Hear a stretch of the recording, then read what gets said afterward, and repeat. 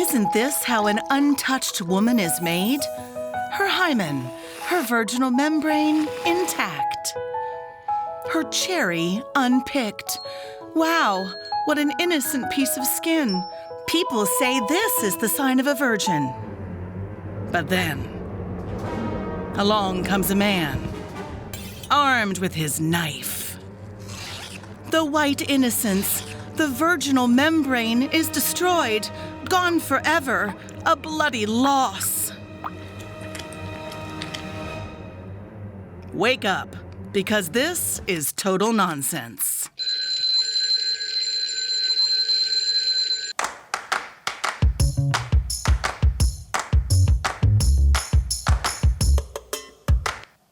In real life, you never lose your hymen. This is Laia Valls Perez. She is a gynecologist.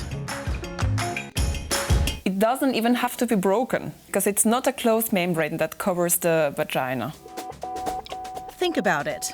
How could girls even bleed once a month if this was totally closed? The hymen lies somewhere around here, at the entrance to the vagina. The hymen is more like a ring of a very, very elastic skin. If you have vaginal penetrative sex or you masturbate, then it's gonna be stretched. And if it's not stretched for a while, then it's gonna go back to the original shape.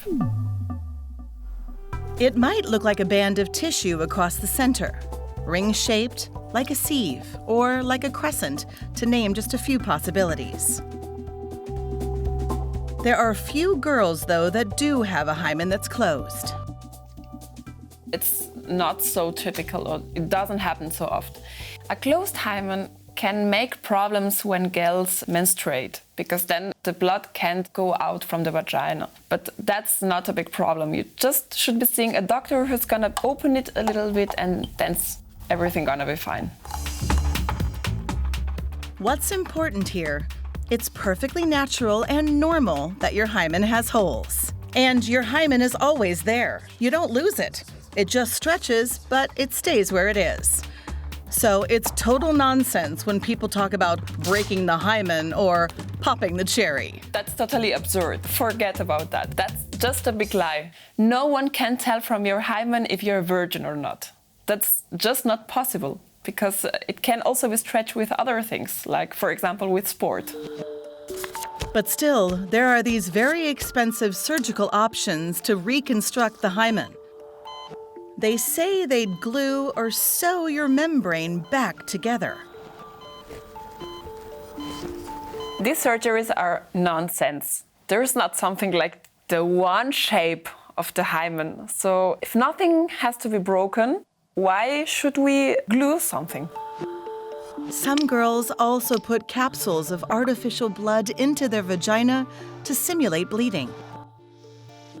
You don't know what's in these red liquids. So the vagina is a very delicate and complex system. I don't think it's a good idea to stuff it with things which could be toxic.